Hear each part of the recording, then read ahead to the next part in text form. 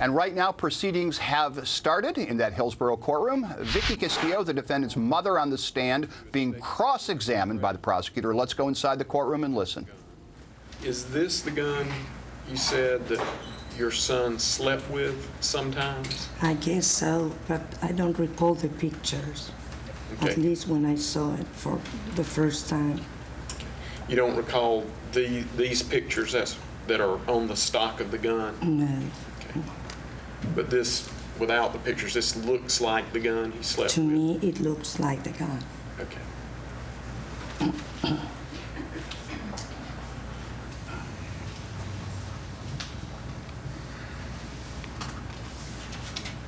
Hey, approach, Your Honor. I'm also going to show you what's been marked as State's Exhibit number 9. You said one of the other guns that you saw was wrapped up with tape. Does this appear to be that gun? Yes, it is. And do you recall if this gun had the writing and the pictures on it at that No, time? I didn't see that either.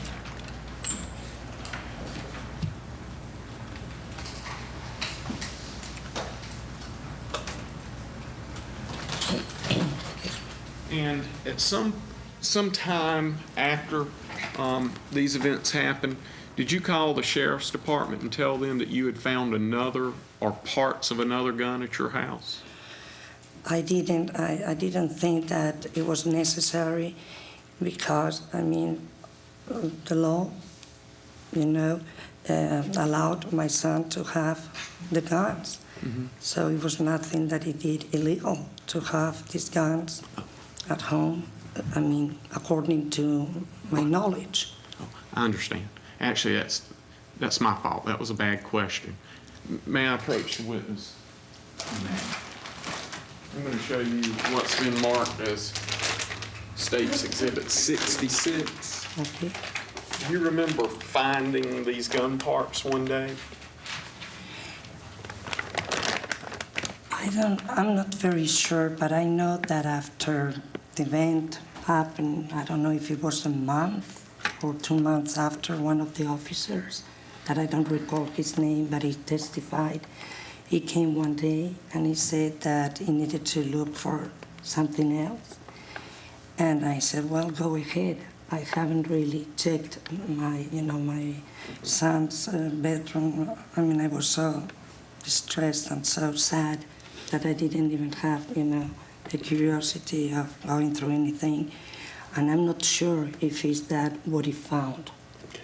But some gun parts were found behind a bookcase? Yes, sir, by this officer. Yes.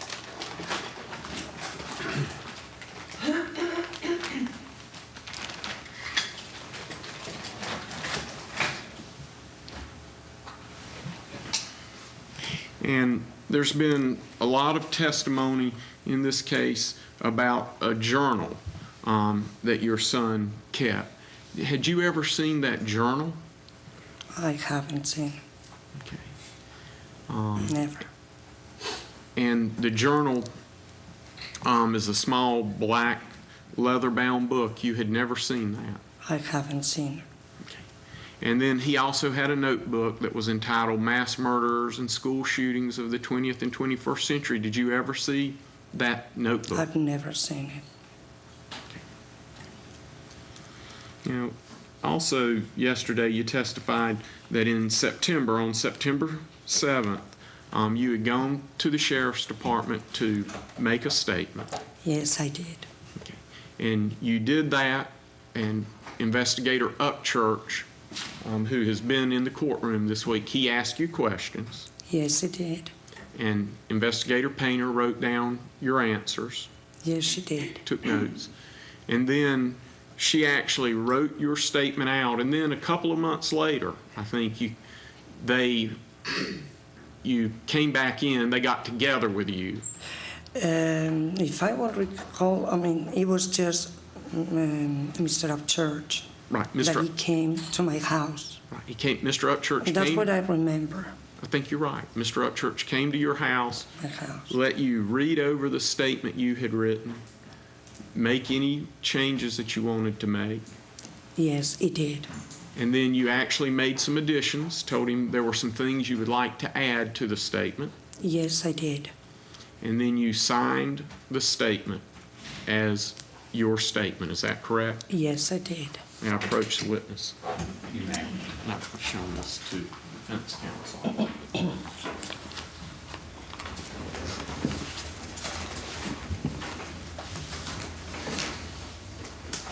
I'll show you what's marked as State's Exhibit 115 for identification.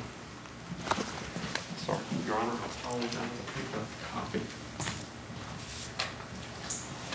115 for identification. I ask you just to take a moment and look at that.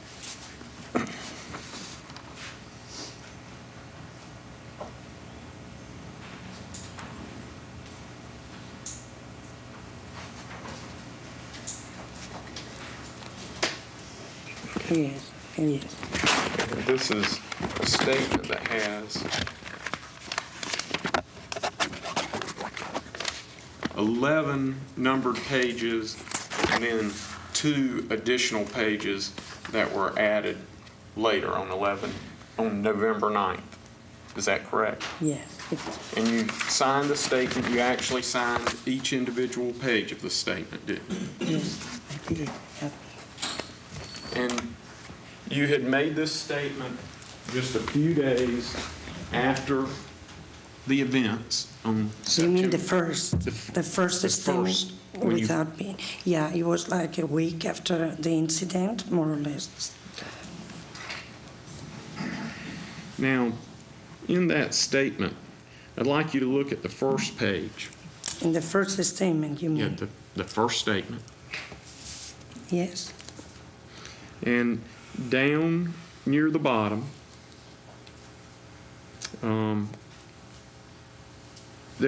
you told the officers, whenever you were contemplating leaving your husband, you said, I told him that my family could provide for me and my kids, and that he could visit when he wanted to. And then you said Raphael was, and first you said a little abusive. Is that correct? yes, I did say that. And then you marked out a little and added physically and mentally. Yes, I did that. Okay. And then, continuing that sentence, it says, more physically with me than kids. For example, Raphael was a vegetarian and he would get, and the word get is marked through, get very upset because I wasn't. Yes, I did say that. And isn't it true that the words you've marked through, you did that on November 9th, whenever the statement had been written out and presented to you, and on November 9th you made those changes? Yes, I did that. Okay. And then on page 2,